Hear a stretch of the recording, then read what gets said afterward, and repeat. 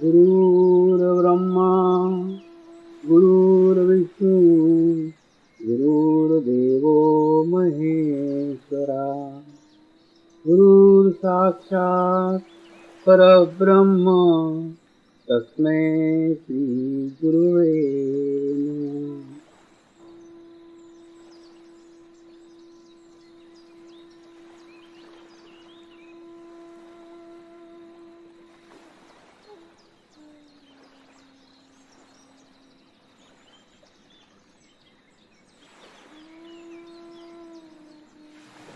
मेरे साथ ध्यान की शुरुआत करेंगे।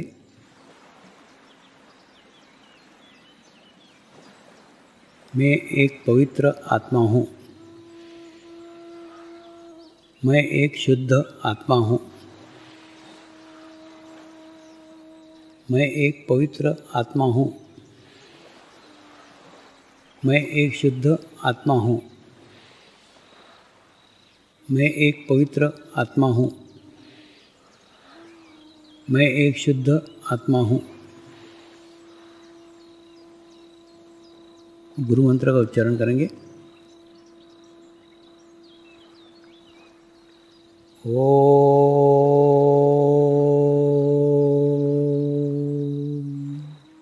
श्री शिवकृपानंद स्वामी नमो नमः। ओम श्री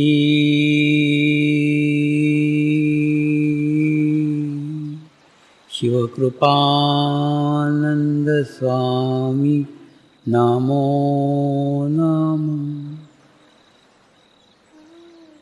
ओम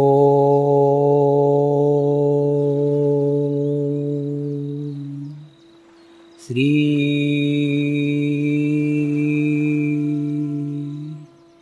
शिवकृपानंद स्वामी नमो नमः।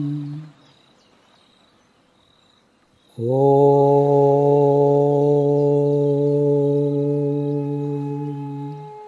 श्री शिवकृपानंद स्वामी नमो नमः। ओम श्री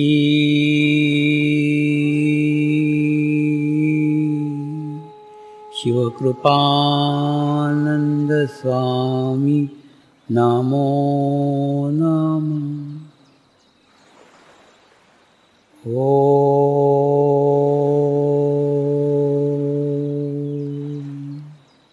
श्री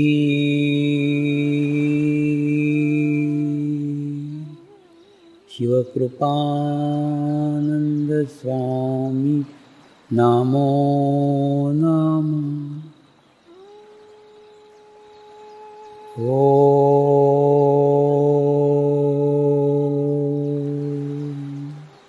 श्री शिवकृपानंद स्वामी नमो नमः। ओम श्री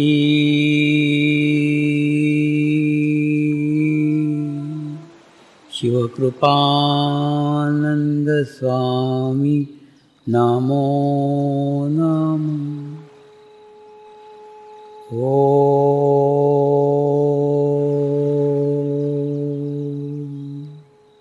श्री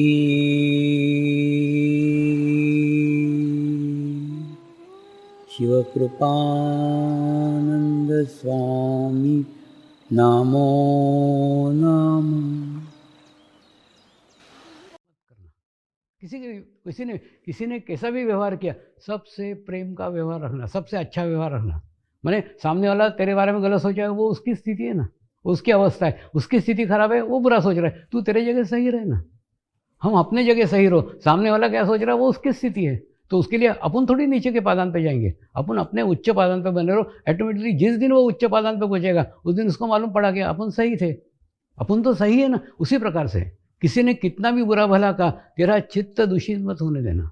चित्त सबसे बड़ा शक्ति है, चित्त सबसे बड़ा धन है, उसको दूषित मत होने दो। होता क्या है, जगह जगह लोग हमारे चित्त को बांटते हैं, जगह जगह लोग हमारे चित्त को खराब करते हैं। किसी ने ये बोल दिया हमारा चित्त खराब हो गया, उसने मेरे से ऐसा कर दिया, किसी ने कुछ नहीं किया।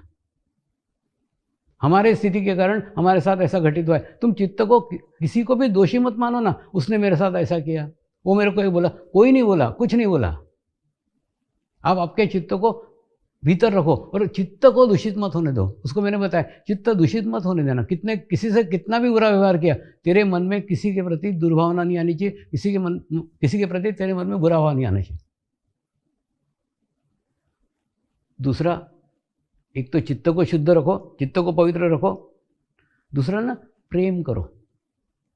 प्रेम करो यानी आप दुनिया में आप चुन लो, मैं आपको सिलेक्शन आपको देता हूँ, किसी भी एक व्यक्ति पे, कोई भी एक व्यक्ति, आपकी माँ हो सकती है, पत्नी हो सकती है, लड़की हो सकती है, लड़का, कोई भी दुनिया में कोई एक व्यक्ति का चुनाव करो और उससे पूर्ण प्रेम करो, निस्वार्थ भाव से प्रेम करो। वो तुमसे कैसा व्यवहार कर रहा है उससे कुछ लेना देना नहीं, वो तुम्हारे से कैसा बर्ताव कर रहा है उससे कुछ लेना देना नहीं, तुमको कुछ लेना देना नहीं। तुम्हारा है कि तुम प्रेम करो, तुम प्रेम करो। अगर एक व्यक्ति में अगर प्रेम करना आपको आ गया तो आप दुनिया में सभी को प्रेम कर सकते हैं। ये मेरा खुद का निजी अनुभव है। एक व्यक्ति को प्रेम करना चालू करो, ऑटोमेटिकली ना, फिर एक से दो, दो से दो। अब क्या है, 25 साल में इतने विश्व भर में ये कार्य का प्रसार होना और इतना प्रचार होना कैसे संभव हुआ? सभी को प्रत्येक मनुष्य मात्र को खूब प्रेम करता हूँ तो लोग भी मुझसे प्रेम करते हैं। देखिए, जो आप देंगे ना वही रिटर्न आएगा ना। मेरे पिताजी मेरे को बहुत बोलते थे, तू ये सब कुछ छोड़ करके इस मार्ग में आया है, तू तेरा लाइफ बर्बाद करेगा और पूरे फैमिली का लाइफ बर्बाद करेगा। मैं उनको खूब समझाता था कि दुनिया गोल है, जो मैं दे रहा हूँ वही मेरे पास वापस आएगा ना। आज आपको लग रहा है कि मेरा स्थिति खराब है, लेकिन ऐसा नहीं है। धीरे धीरे जो देंगे वो रिटर्न आएगा ही। और वही अनुभव है कि जो अगर हम, और दूसरा, निस्वार्थ प्रेम करो। निस्वार्थ प्रेम मनुष्य की बहुत बड़ी विशेषता है। ये मनुष्य ही कर सकता है, कोई स्वार्थ नहीं, कोई इच्छा नहीं। आप देखो ना, अनुभूति का माध्यम बनना ये भी तो निस्वार्थ प्रेम है। जो जीवन भर सालों तक 60 साल की साधना में पाया, कष्ट से पाया, तकलीफ से पाया, परेशान होकर पाया, ये सब पाया हुआ अनजान लोगों को, जिनको जानते भी नहीं, जिनको देखा भी नहीं, ऐसे अनजान लोगों को देना, ये प्रेम के कारण ही संभव हुआ है ना, अन्यथा नहीं। माने अपने भीतर का सारा खजाना उन लोगों के लिए लुटा रहे हैं जिनको जानते भी नहीं, जिनको पहचानते भी नहीं, कभी देखा भी नहीं, देखेंगे भी नहीं, शरीर से देखेंगे नहीं, इन आंखों से देखेंगे नहीं, वो भी मेरे को इन आंखों से देखेंगे नहीं। आत्मा की आंख से मैं उनको देख रहा हूँ और आत्मा की आंख से वो मुझे देख सकते हैं। तो एक प्रेम का क्षेत्र, तुम जितना दो बातें याद रखो जीवन में। एक तो चित्त को कभी दूषित मत करो, कितनी भी खराब परिस्थिति आए, कितने भी खराब लोग आए, अपने चित्त को दूषित मत होने दो। अपना चित्त सबसे बड़ा धन है, उसको जितना स्ट्रांग करोगे, जितना मजबूत करोगे ना, उतना ही आपको आध्यात्मिक प्रगति होगी। और दूसरा, सबको प्रेम करो, जितना प्रेम करोगे उतना ही प्रेम बुद्धि होगा और वही आपको प्राप्त होगा। आप जो दोगे वो आपको मिलेगा। जीवन में कई बार कई साधक, देखो, साधक की डेफिनेशन मतलब शिविर कर लिया, अनुभूति हो गई, जागृति हो गई, ऐसा नहीं है। साधक की डेफिनेशन है जिसने साधना करके अपने आप को सिद्ध किया, वो साधक। देखिए, इसमें भी क्या है, अहंकार है। प्रत्येक व्यक्ति कोई ना कोई अहंकार लेके आता है। कोई रूप का अहंकार लेके आता है, कोई व्यक्ति धन का अहंकार लेके आता है, कोई व्यक्ति पोस्ट का अहंकार लेके आता है। अहंकार के साथ में आएगा, अनुभूति भी प्राप्त होगी, लेकिन अनुभूति पाने के बाद में अहंकार का रूप बदल जाएगा। वो अहंकार छूट जाएगा जो लेकर के आया है। फिर उसका रूप बदल जाएगा। रूप क्या है? मैं साधक हूँ, ये अहंकार, ये नया नया अहंकार। मैंने अहंकार ने अपना रूप बदल दिया है। मैं आपको एक मज़ेदार किस्सा बताता हूँ। एक ना कुम्हार अपने 5 गधे बेचने के लिए बाजार में गया और पाँचों गधे की कीमत 5-5 हज़ार, 4 गधों की कीमत 5-5 हज़ार, 5-5 हज़ार, 5-5 हज़ार, और जो 5वां गधा था ना उसकी कीमत 7,000। तो लोग पारखी लोग आते थे, उसके दांत देखते थे, पूंछ देखते थे, रंग देखते थे, उम्र पूछते थे, सब पूछते थे। सब गधे समान, क्योंकि सब भाई भाई थे, सब समान गधे थे, एक जैसे थे, उनके अंदर कुछ भी चेंज नहीं था। तो सब लोग आश्चर्यचकित होकर रह गए कि इस गधे की कीमत 7,000 क्यों? बाकी तो गधों की कीमत 5,000। तो इसके अंदर क्या चेंज है, क्या विशेषता है, क्या नया है? हमको तो कुछ नहीं दिख रहा है। हम तो इतने पारखी लोग हैं, फिर भी हम नहीं पहचान पा रहे कि गधे के अंदर नया क्या है। तो कुमार बोला, नया कुछ नहीं है, इसने मेरी 2,000 की नोट खाई हुई है, इसलिए वो वसूल करने के लिए इसकी कीमत 7,000 रखी। ऐसे आप साधक मत बनो कि आपके अंदर कुछ भी बदलाव नहीं है, कुछ भी चेंज नहीं है, जैसे पहले थे वैसे ही अभी भी हैं, और उसके बाद में सिर्फ एक अहंकार है कि मैंने अनुभूति को प्राप्त कर लिया, मैं साधक हो गया, स्कार्फ बांध दिया। ऐसे अहंकारी साधक मत बनो। देखो अहंकार ना रूप बदलता है, रंग बदलता है, लेकिन जाता नहीं है। तो अपने अहंकार पे नियंत्रण रखो और देखो ना, अपने आप को देखोगे ना, देखो जैसे शरीर भाव छूटेगा ना, अहंकार भी शरीर का एक पार्ट है ना। जैसे ही अहंकार छूटेगा ऑटोमेटिकली सब, जैसे ही भीतर के और जाओगे अहंकार खुद ब खुद छूट जाएगा। दूसरा, कई साधक अनुभूति लेते हैं और नियमित 6 महीने तक खूब अच्छा ध्यान करते हैं, खूब अच्छा मेडिटेशन करते हैं, और मेडिटेशन में खूब अच्छी अनुभूतियाँ आती हैं। कभी चंदन की खुशबू आती है। देखो आज्ञा चक्र तक जाएंगे ना तो दिखने की प्रक्रिया होगी। राम दिख रहे हैं, कृष्ण दिख रहे हैं, हनुमान दिख रहे हैं, बुद्ध दिख रहे हैं, जीसस दिख रहे हैं, यहाँ तक देखेंगे तो वो दिखेगा। क्यों? क्योंकि उनको हमने भगवान माना हुआ है, तो जिसको भगवान माना वो दिखा। लेकिन इसके ऊपर जाओगे फिर कुछ नहीं दिखेगा, क्योंकि भगवान का कोई रूप ही नहीं है, हमने रूप बनाया हुआ है। तो ऊपर जाने के बाद में एकदम शून्य का स्थिति, और शून्य की स्थिति के अंदर हाँ आपको अनुभूतियाँ होंगी। चंदन की खुशबू आएगी, गुलाब की खुशबू आएगी। जब आपका हृदय चक्र विकसित होगा ना तो गुलाब की खुशबू आएगी, गुलाबी गुलाब, गुलाबी गुलाब। इस समय ये ढूंढने मत लग जाना कि पड़ोस में किसने इत्र लगा के आया गुलाब का। ऐसा जहाँ बुद्धि चलाई कि वो खुशबू गई। कभी चंदन की खुशबू आएगी, जब सहस्त्रार पहुँचो ना चंदन की खुशबू आएगी, तो उस समय मत देखना कि कौन चंदन का इत्र लगा के आया। तो ऐसा देखने जाओगे तो वो स्थिति भी चली जाएगी। घंटा नाद सुनाई आएगा, शंख नाद सुनाई आएगा, ब्रह्मनाद सुनाई आएगा, ये सब अनुभूतियाँ होंगी। लेकिन ये अनुभूतियाँ भी पड़ाव है, इसके अंदर भी अटको मत, इससे भी ऊपर जाने की कोशिश करो, ऊपर जाने का प्रयास करो। और दूसरा होता है कई बार ना 6 महीने तक साधक को खूब अच्छी अनुभूतियाँ आती हैं, क्योंकि क्या है, अकेले बैठ के घर पे ध्यान करते थे, ध्यान की प्रैक्टिस करते थे, और प्रैक्टिस करते करते करते चित्त शुद्ध हो गया, चित्त पवित्र हो गया। चित्त शुद्ध हो गया, चित्त पवित्र हो गया, चित्त नियंत्रित नहीं रहा। तो क्या था, जो रामू भिखारी जैसी आदत थी, इसके दो ही देख, उसके दो ही देख, उसके दो ही देख, वो आदत नहीं गई। तो फिर क्या हो गया, 6 महीने के बाद में पूरा सत्यानाश हो गया, ध्यान लगना बंद हो गया। उसके बाद में ध्यान भी छूट गया, आजकल ध्यान लगता ही नहीं है। पहले 6 महीने में तो कितनी अच्छी अनुभूतियाँ आती थी। ऐसा क्यों होता है बताओ? इसलिए क्योंकि आपका चित्त नियंत्रित नहीं है। देखिए इसके अंदर 2 बातें हैं।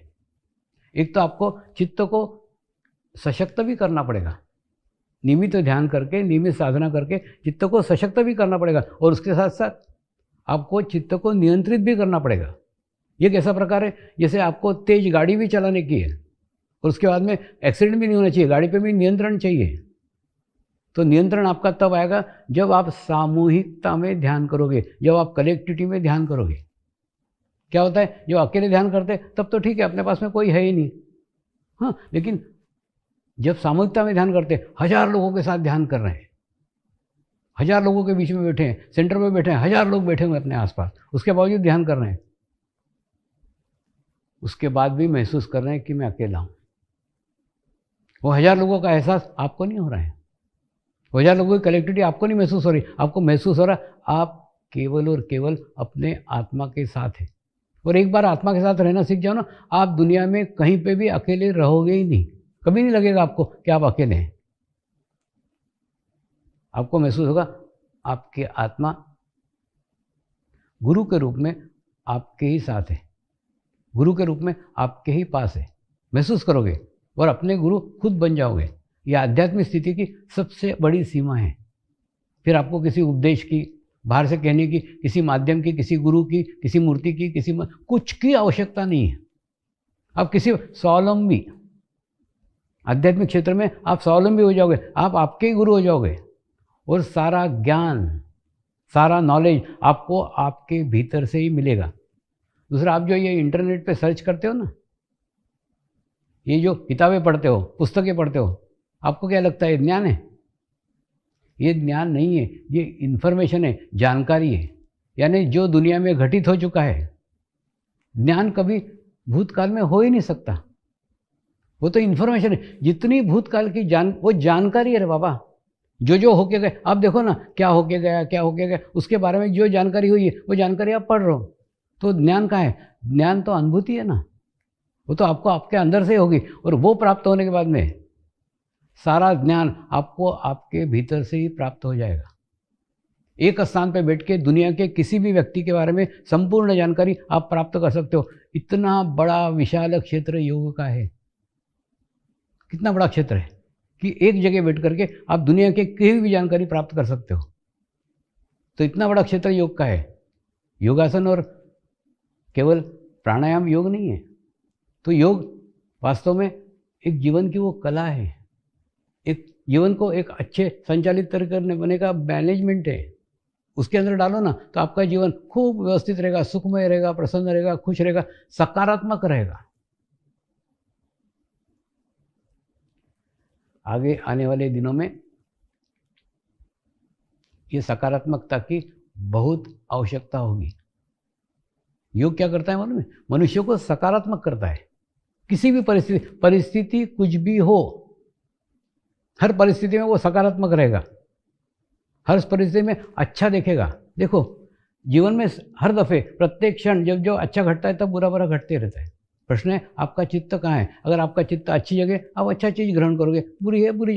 एक देखो सदैव अपने आप का ध्यान करो। देखो एकदम ना खूब आसान है।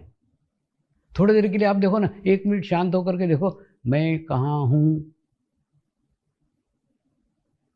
तुम बराबर आप एकदम भीतर चले जाओगे, एकदम अंदर चले जाओगे। क्योंकि क्या सदैव हम अंदर नहीं रहते, या तो भूतकाल में रहते या भविष्य काल में रहते। लेकिन अंदर जाने की प्रैक्टिस, अंदर जाने का अभ्यास आप अपना रोज कर सकते हो ना। प्रत्येक क्षण देखा करो ना आप कहाँ हो। आप जहाँ देखोगे ना ऑटोमेटिकली 1 मिनट के लिए आपकी एकाग्रता हो जाएगी, चित्त शांत हो जाएगा, निर्विचार स्थिति आएगी।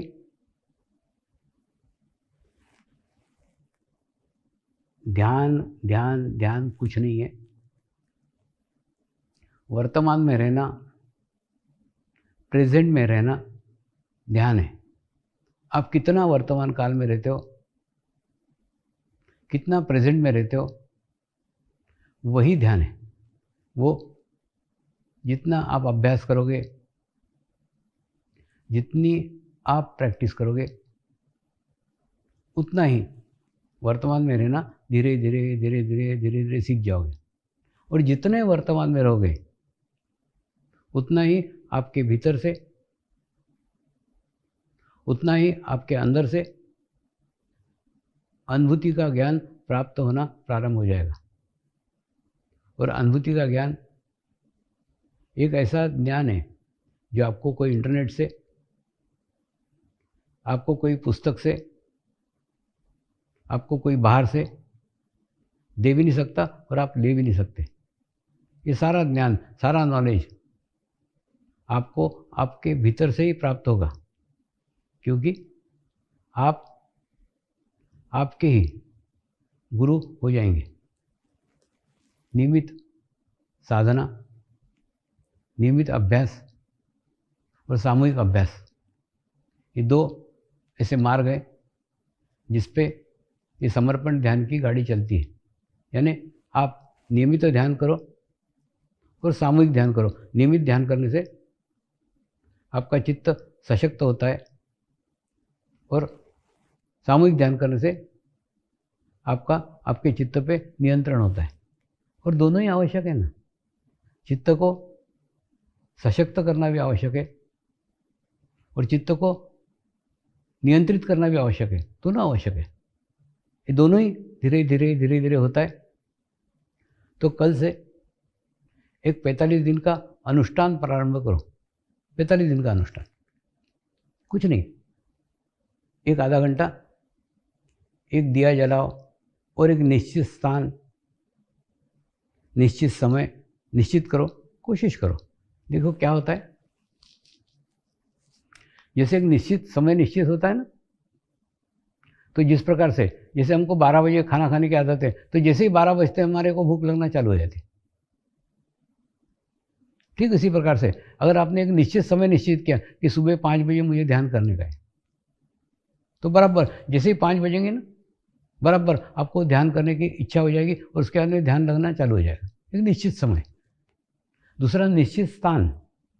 देखिए, घर के अंदर आप ऐसा कोना खोजो, आप घर के अंदर एक ऐसी जगह ढूंढो जिस जगह बाहर के कोई भी आते जाते नहीं हो, कम लोगों का आना जाना हो सकता है आपका बेडरूम हो सकता है आपका पूजा घर हो, कोई भी एक ऐसा स्थान, उस निश्चित स्थान पे बैठ करके ध्यान करो। तो क्या होगा, जैसे आप उस स्थान पे जाओगे वहाँ की ऊर्जा आपको सहायक होगी, क्योंकि क्या है, ध्यान करते करते करते करते ना वहाँ एक ऊर्जा स्थापित हो जाती है। और जैसे हम हमारे ऊर्जा के क्षेत्र में जाते हैं, हमारा ध्यान जाते ही बराबर खुद लग जाएगा। तो ऐसे दो जगह देखो ना, एक तो एक निश्चित समय देखो और एक निश्चित स्थान देखो। ऐसा 45 दिन का अनुष्ठान करो। तो अगर कल से आप अनुष्ठान चालू करते हैं तो आपका अनुष्ठान 13 फरवरी को समाप्त होगा। 13 फरवरी को समाप्त होगा, पूरे 45 दिन होंगे। और देखो दूसरा, अभी आज आपके जीवन की जितनी भी समस्याएं, जितनी भी प्रॉब्लम्स है, उन सब प्रॉब्लम को कागज़ पे लिख के वो कागज़ आप कहीं छोड़ दो, आपको जिस भगवान को मानते हो उसके फोटो के नीचे छोड़ दो और उसके बाद में 45 दिन तक उनको बिल्कुल याद मत करो और पूर्ण विश्वास रखो 45 दिन के बाद में मेरी समस्या हल होने ही वाली है, मैं इस समस्या से मुक्त होने ही वाला हूँ। देखो, विश्वास के अंदर परमात्मा है। आप जितना विश्वास करोगे उतने अच्छे रिजल्ट, उतने अच्छे परिणाम आपको आ सकते हैं। तो विश्वास करो ना कि 45 दिन के बाद में मेरी ये समस्या हल होने ही वाली है। और उसके बाद में ऐसा विश्वास करके आप वो चिट्ठी छोड़ दो और 45 दिन उस समस्या को हल याद भी मत करना, उस समस्या का विचार भी मत करना। और दूसरा, आप सौंप दो ना, आपने परमात्मा को सौंपा है, आपने परमेश्वर को सौंपा है। अरे एक सामान्य किसी व्यक्ति को सौंपते हो तो आप सोचते हो कि नहीं, अरे अब देखो ना, हम बस में बैठते हैं, वो बस के ड्राइवर को जानते तक नहीं है, पहचानते भी नहीं है, उसका मुंह भी नहीं देखते हैं, वो काला है कि पीला है, फिर भी बस में बैठ जाते हैं और विश्वास रखते हैं कि ये मुझे मेरे स्थान तक पहुंचा देगा, सुरक्षित पहुंचा देगा। मैंने जिस व्यक्ति को जानते नहीं, जिस व्यक्ति को पहचानती नहीं, उसके ऊपर भी हम पूर्ण विश्वास डाल रहे हैं कि ये हमारे को उस स्थान तक पहुंचा देगा। क्यों? हमने टिकट लिया है, उस स्थान का टिकट लिया है तो उस स्थान पे पहुंचाएगा ही और बिना एक्सीडेंट के पहुंचाएगा, सुरक्षित पहुंचाएगा, ये विश्वास रखते हैं। एक ड्राइवर के ऊपर विश्वास रख रहे हो, परमात्मा पे नहीं रख सकते। परमात्मा पे विश्वास रखो ना कि 45 दिन में मेरी समस्या हल करेगा ही। सच बताओ ना, तो समस्या तो तुमने पकड़ के रखी रहती है।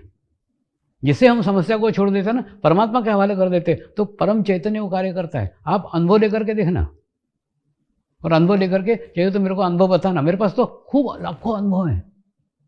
तो ऐसा पूर्ण विश्वास रख के सौंपो कि मैंने परमात्मा को समस्या सौंपी है, मेरी प्रॉब्लम सौंपी है, सौंपने के बाद में वो पूर्ण करेगा ही, ये सोच के सौंपो। और दूसरा, बार बार करेगा कि नहीं करेगा, 45 दिन के बाद में हल होगी कि नहीं होगी, ऐसी शंका मत करना। शंका विश्वास के विरोध में, प्रेम के विरोध में। जिसको प्रेम करते हैं ना, उसके ऊपर कभी कोई शंका नहीं करते, अविश्वास नहीं करते। अविश्वास और शंका ये प्रेम और विश्वास के विरोध में है। ये विश्वास और प्रेम को भंग करते हैं। विश्वास से मिलने वाली शक्ति और प्रेम से मिलने वाली शक्ति, दोनों शक्ति के ये दो बाधक हैं। अगर आप शक करते हो, अगर आप अविश्वास करते हो, ऐसा अविश्वास मत करना। पूर्ण भाव के साथ में उसको सौंपना, और होगी ही। अरे बाबा, 25 सालों से हजारों लोगों को ये अनुभव मैंने कराया है, अनुभव बताया है, और उसके बाद में आज तक मुझे कोई भी व्यक्ति ऐसा नहीं मिला जिसने 45 दिन का अनुष्ठान नियमित व्यवस्थित किया हो और उसकी समस्या हल नहीं हुई हो और उसके सकारात्मक चेंज उसके जीवन में नहीं आया हो। ऐसा कोई भी व्यक्ति मुझे आज तक नहीं मिला। तो आप अनुभव लेकर के देखिए ना। और दूसरा, 45 दिन करके तो देखिए क्या बिगड़ता है आपका। देखो, मैं आपको कोई पहाड़ पे जाने को नहीं बोल रहा हूँ, मैं आपको कोई चारों धाम की यात्रा करने को नहीं बोल रहा हूँ, मैं आपको पैसे खर्च करने को नहीं बोल रहा हूँ, मैं आपको दान करने को नहीं बोल रहा हूँ, मैं कुछ भी नहीं बोल रहा हूँ। मैं केवल ये बोल रहा हूँ, तुमने जीवन इतना व्यतीत किया है, इतने साल बर्बाद किए हैं, केवल 22.5 घंटे मुझे दो। देखो, अगर आधा घंटा आप 45 दिन करते हो ना, तो आपका क्या जाएगा, 22.5 घंटे जाएंगे, मेरे नाम पे 22.5 घंटे खराब होंगे। लेकिन ये याद रखो, 22.5 घंटे के बाद में आपकी दुनिया बदल सकती है, आपका जीवन में सकारात्मक चेंज आ सकता है, सकारात्मक बदलाव आ सकता है। लेकिन आवश्यकता है उतने विश्वास से, उतने श्रद्धा से, उतने प्रेम से अपनी समस्याएं सौंपने की। आप करके तो देखो, इतने लाखों लोग कर रहे हैं। और दूसरा, लाखों लोगों के अपने निजी अनुभव है। आप किसी भी साधक को पूछो ना, उसके पास अनुभव की किताब है, जैसे आप खोलोगे खड़खड़ खड़खड़ खड़खड़ वो बोलना चालू कर देगा। अनुभूतियां हैं, आप करके देखो। और 45 दिन करने के बाद में आप भी एक सकारात्मक स्थिति में जाओगे, बीज से वृक्ष बन जाओगे।